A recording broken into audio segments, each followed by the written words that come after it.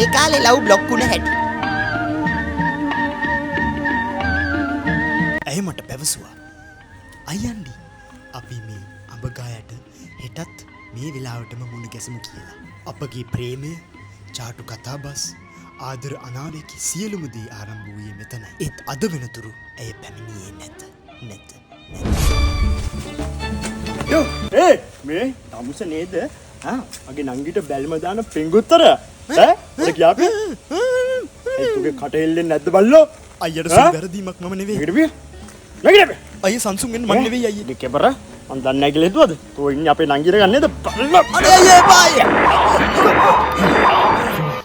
තෝ අයියේ නෝද පුළ අපේ නංගින්න ප්‍රතිපලාතක ඈ නෑ නේද?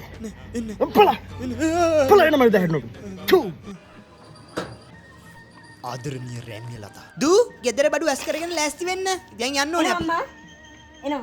මා ඔබට ඉතාමත් ප්‍රේමය කරමි රැමිය ලතා. මෙයට පිළිතුරු ලිපිනයක් එවන්න.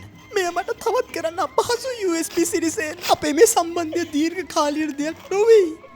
අපේ අම්මලා මහ ගෙදර කුලියට දෙනවා. මට යන්න දෙන්න සිරිසෙන්. රැමිය ලතා මෙහෙවරේ.